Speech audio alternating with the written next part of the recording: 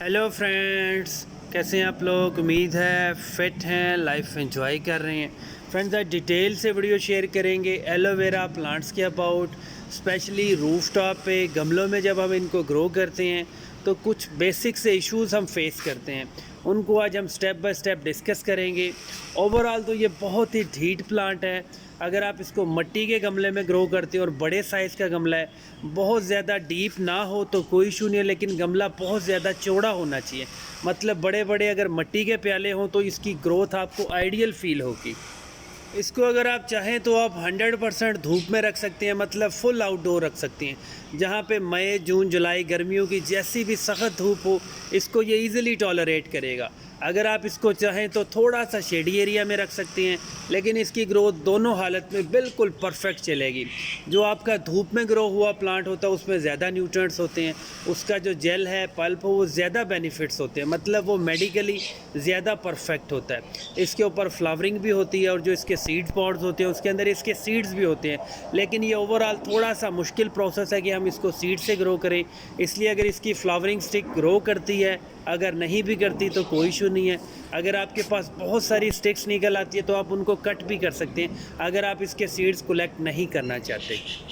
Aloe vera का जब भी आप पॉटिंग मिक्स तैयार किए, आपने बहुत ज़्यादा केयर करनी है। आपने हमेशा इसको वेल ड्रेन्ड सॉइल में ग्रो करना है। मिट्टी ऐसी होनी चाहिए जिसमें बिल्कुल भी पानी खड़ा ना हो। मतलब जो आपकी नेचुरल भालू मिट्टी होती है, जिसको आप भल वाली मिट्टी कहते हैं, जिसमें नेचुरली सैंड होता है, वो 100% इसके लिए परफेक्ट है। इसमें आपने जोन सा भी फर्टिलाइज़र देना है वो फुली डिकम्पोज होना चाहिए। मतलब कोई भी कच्ची खाद आपने कभी भी इसके गमलों में नहीं डालनी। इसकी रूट्स जो होती हैं वो थोड़ी सी जूसी होती हैं, पल्पी होती हैं, सॉफ्ट होती हैं। इनको बहुत जल्दी फंगस लग जाता है, और अगर इसकी रूट्स में एक बार फंगस लग जाए तो वो फंगस रूट से होता हुआ इसके स्लाइस में आता है, लीव्स में आता है, और इसके लीव्स जो होते हैं वो बहुत ज़्यादा गलने लगती हैं, या तो वो बहुत जल्दी गिर जाते हैं, मतलब खुद ही गल सड़ के टूटने लगते हैं। इसलिए इसने आपने जो भी फर्टिलाइज़र देना है वो 100% डिकम्पोज होना चाहिए। गली सड़ी गोबर की खाद दे दें, चाहे सबसे सस्ता फर्टिलाइज़र दें। और अगर आप इसका जो पल्प है उसको आप मेडिकली यूज़ कर रहे हैं, या आप इसका हलवा बना रहे हैं, या इसको आप मेडिकल क्रीम्स में यूज़ कर रहे हैं, तो आप इसको कभी भी इनऑर्गेनिक फर्टिलाइज़र ना दें, मतलब यूरिया, डीएपी ना, इसके ऊपर कोई भी एनपीके का स्प्रे करें। इसको 100% ऑर्गेनिक फर्टिलाइज़र दें। अब बहुत सारे लोग कमेंट्स करें कि जो हमारे पास एलोवेरा के प्लांट्स हैं उसके जो लीव्स का साइज़ है वो बहुत ज़्यादा छोटा रहता है, थिन रहता है। इसकी सिर्फ यही वजह होती है कि आपने गमले का साइज़ बहुत छोटा रखा होता है। बड़े साइज़ का गमला होगा, बड़ा प्याला होगा, उसमें इसकी ग्रोथ ज़्यादा फील होगी, ज़्यादा वाइल्ड ग्रो होगा। और जब भी इसके नए पप्स निकलेंगे, या तो आप उनको रिमूव कर दिया करें, या तो उन पप्स को जल्दी से जल्दी किसी दूसरे पॉट में शिफ्ट कर दिया करें। अगर एक ही गमले में 8-10 पप्स और एक मदर प्लांट ग्रो होगा, सर्वाइव करेगा, तो सारे प्लांट्स में न्यूट्रिएंट्स बिल्कुल डिवाइड होंगे, एक प्लांट फोकस नहीं कर सकेगा। इसलिए जो लीव्स का साइज़ होगा वो बिल्कुल नॉर्मल साइज़ का रह जाएगा। इसलिए आप एक गमले में एक प्लांट ग्रो करें, 1 साल के बाद वो आपका बहुत बड़े साइज़ का प्लांट बन जाएगा, और उसमें जेल भी बहुत ज़्यादा होगा, और वो फिज़िकली एक्टिव भी बहुत होगा आपका प्लांट। और कोशिश किया करें एलोवेरा को जब भी आप ग्रो करें मिट्टी के गमलों में ग्रो करें, और जो नीचे ड्रेनेज होल्स होता है उसके ऊपर आप सिर्फ एक पत्थर रख दिया करें। उसके ऊपर कभी भी गत्ता, कागज़, शापर कभी भी ना रखा करें।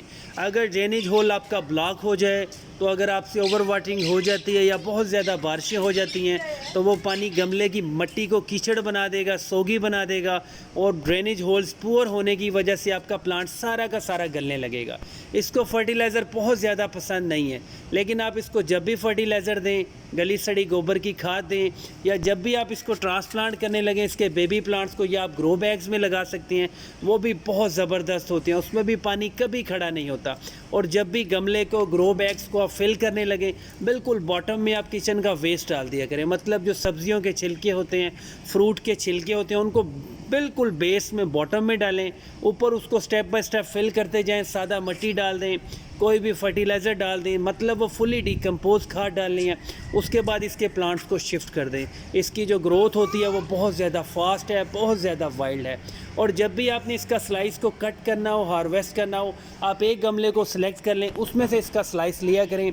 सभी प्लांट्स के ऊपर से स्लाइस कभी भी कट मत किया करें। जिस स्लाइस को आप एक बार कट कर देते हैं वो सारा का सारा प्लांट एक दफ़ा उसकी ग्रोथ रुक जाती है, उसको थोड़ा सा टाइम लगता है स्टेबल होने में। इसलिए सबसे बेस्ट ऑप्शन यही होती है, एक गमला सेलेक्ट करें, उसको स्लाइस बनाते रहें। जितना आपको एलोवेरा का पल्प चाहिए उसी गमले में से लेते रहें। जब वो गमला ख़त्म हो जाए फिर दूसरे गमले पे मूव करें। और जो आपका पहले वाला गमला बिल्कुल हार्वेस्ट हो चुका होगा उसकी रूट्स में से नए पप्स निकलेंगे, आपका नया प्लांट बन जाएगा। इसकी रूट्स में से पप्स निकलते रहते हैं और ये बिल्कुल नॉन स्टॉप प्रोसेस है। बहुत ही वाइल्ड ग्रो होता है और बहुत ही लो मेंटेनेंस प्लांट है। पानी के मामले में एलोवेरा के प्लांट्स थोड़े से सेंसिटिव होते हैं। मतलब अगर अब बारिशें नहीं हो रही हैं तो कम से कम आप 10 दिन के बाद पानी दें, और अगर सर्दियों का मौसम हो तो आप कम से कम 15 डेज़ के बाद पानी दें। अगर बहुत ज़्यादा गर्मी हो और आपके प्लांट 100% आउटडोर पड़े हों, फुल डे धूप में पड़े हों, तब भी आपने 2 से 5 दिन के बाद पानी देना है। गमले की मिट्टी को आपने थोड़ा सा ड्राई रखना है, थोड़ा सा मॉइस्ट हो जाए, मतलब बहुत ज़्यादा कीचड़ भी नहीं बनाना। और अगर मिट्टी बहुत ज़्यादा हार्ड होगी फिर भी आपका प्लांट डिस्टर्ब होगा। इसलिए आपने थोड़ा सा टेक्निकल होना, आपके सारे प्लांट्स A1 ग्रो होंगे।